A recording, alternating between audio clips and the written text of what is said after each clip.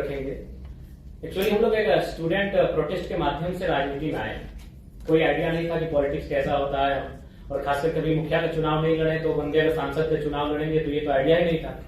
तो हमने एक स्टूडेंट का प्रोटेस्ट था झारखंड में, वहां आए, मीडिया के सामने अपनी बातों को रखा, मीडिया में कवरेज मिला, तो पूरे राज्य में हमारे विचारों को सर्कुलेट किया गया। उसके बाद से हर एक पंचायत वाइज, प्रखंड वाइज सभाएं होने लगी और लोग हमारा डिमांड करने लगे, हमें सुनने लगे, और कभी कभी 2 बजे रात तक, 4 बजे रात तक लोग सुनने लगे।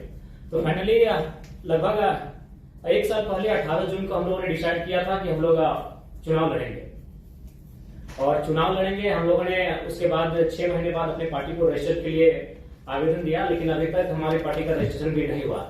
और बकायदा हम लोग 1 साल के कम समय में चुनाव लड़े और बहुत दमदार तरीके से चुनाव लड़े, और झारखंड के हिस्ट्री में फर्स्ट टाइम कोई इंडिपेंडेंट कैंडिडेट 27% मतलब वोट लेके आया है। 3.5 लाख वोट लेके हम अकेले हैं जिस लोकसभा चुनाव से हम लड़े थे, और कुल मिलाकर हम लोग 8 प्रत्याशी दिए थे, और लगभग हमारे 6 प्रत्याशी तीसरे पायदान पर रहे हैं। तो इसका मतलब है कि मैं भारत की तो नहीं कह सकता, लेकिन झारखंड के परिप्रेक्ष्य में कह सकता हूं कि झारखंड बदलाव चाहती है, और नो डाउट बदलाव होना चाहिए, क्योंकि झारखंड जिस पृष्ठभूमि से आती है, झारखंड उसके नाम में ही छुपा है। झाड़ यानी जंगल होता है, खंड यानी जमीन होता है, और आज हमारा दोनों चीज संकट में है। जंगल की बात करने वाला कोई नहीं है। उदाहरण के लिए आप देख सकते हैं आज हंसदेव जंगल की क्या कहानी है। आज दिल्ली का टेम्परेचर हम लोग 45 पा रहे हैं, 46 पा रहे हैं, बिल्कुल अपने मतलब अपोजिट पा रहे हैं। झारखंड का वातावरण से जब दिल्ली में हम लोग कदम रखे तो बिल्कुल असहनीय लगा, और हम लोग को लगा भी नहीं कि 2 मिनट यहाँ ठहर पाएंगे। तो कहने की जो झारखंड का इशू है उसके नाम में छुपा है, और लगातार उन इशुओं पर हम लोग लड़े, उन इशुओं पर हम लोग बात किए, तभी जाकर जनता ने हमें आशीर्वाद दिया। नहीं तो उन पार्टियों से चुनाव लड़ना जो पार्टियां 40 साल पुरानी है, जो पार्टियां 50 साल पुरानी है, जिनका बूथ स्तर में कार्यकर्ता है, जिनके पास धनबल है, उनसे टकरा पाना पॉसिबल नहीं था। तो मेरे कहने का मतलब है आज भी अगर आप, क्योंकि बहुत सारे लोग कहते हैं कि कई साल लगते हैं राजनीति में आने के लिए, सालों लगते हैं, जूते घिस जाते हैं, माने बाल सफेद हो जाते हैं, इस मिथ्या को तो झारखंड हमने तोड़ दिया है कि मात्र साल भर के अंतराल में हम लोग 3.5 लाख वोट लेकर आए हैं। और बस अगर हमारे पास एक बेहतर टीम होती तो पहला ही चुनाव हम जीत जाते। ज्यादा अंतर नहीं था, जो जीते वो 4.5 लाख लाए, जो सेकंड में 3,70,000 लाए इंडिया गठबंधन वाले, और हमसे मात्र 20,000 कम मेरा वोट था।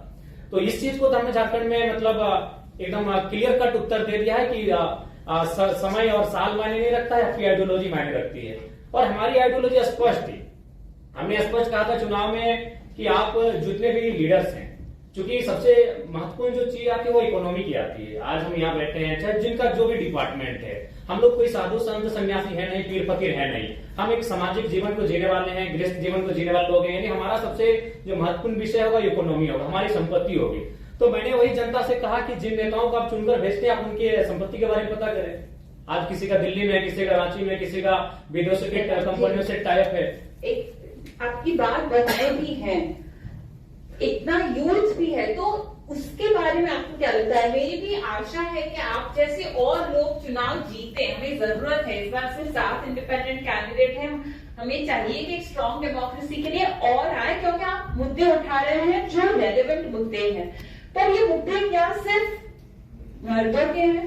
नहीं, बिल्कुल सबसे ज्यादा प्रभावित तो महिलाएं होती है। क्योंकि मैं जिस झारखंड से आता हूँ, अगर वहाँ बात की जाए तो वहाँ हमारी विधायक मैम जो बैठी है आपकी बगल में, उनका जो क्षेत्र है वो विस्थापित क्षेत्र है, खनन का क्षेत्र है, माइंस का क्षेत्र है। और जब विस्थापन का बात सामने आता है तो जब लोग विस्थापित होते हैं तो ऑब्वियसली महिलाओं को भी बहुत सारा प्रॉब्लम का सामना करना पड़ता है। मान के चलिए जिस क्षेत्र से विधायक आते हैं उस क्षेत्र का आपको परिचय देता हूँ, 4 प्रकार की फसलें आती है, वहाँ धान, गेहूं। तो महिलाएं जब अगर विस्थापित ना होती है, क्योंकि झारखंड को अगर बात करें तो आपको विस्थापन की बात करनी होगी, आपको माइंस की बात करनी होगी। जो लोग यहाँ बैठे हैं और इसलिए आप झारखंड को जानते हैं मिनरल्स के लिए, और नो डाउट हम लोग देते हैं 27% कोयला देते हैं और 40% खरीद देते हैं। तो अगर हम विस्थापन जब ना होता है तो उस समय महिलाओं की भागीदारी होती है, खेती के माध्यम से हो, साग सब्जी के माध्यम से हो, यानी महिलाओं की परस्पर भागीदारी होती है। अगर पुरुष खेत को जोतने का काम करते हैं तो महिलाएं वहां धान उगाने का काम करती है, उसको रोपने का काम करती है। और फिर महिलाएं जब धान को काटती है तो पुरुष को खेत कर लेकर आते हैं, यानी 50-50% होता है। जब खेत हमारे पास होते हैं तो हमारे पास जो महिलाओं की भागीदारी होती है 50% होती है। लेकिन जब उस क्षेत्र से हम विस्थापित कर जाते हैं, वो क्षेत्र जब गवर्नमेंट किसी परियोजना के लिए ले लेती है तो महिलाएं शून्य हो जाती है, उनके हाथ कट जाते हैं। तो लाइक जब हम लोग न्यू झारखंड की बात करेंगे तो महिलाएं ऑब्वियसली बहुत भारी संख्या में होंगी, और इस चुनाव में हमारे पास जो मेरा वोट बैंक रहा 3.5 लाख, उसमें अगर रेशियो भी देखा जाए तो 60% यूथ थे, बाकी 40% महिलाएं थी।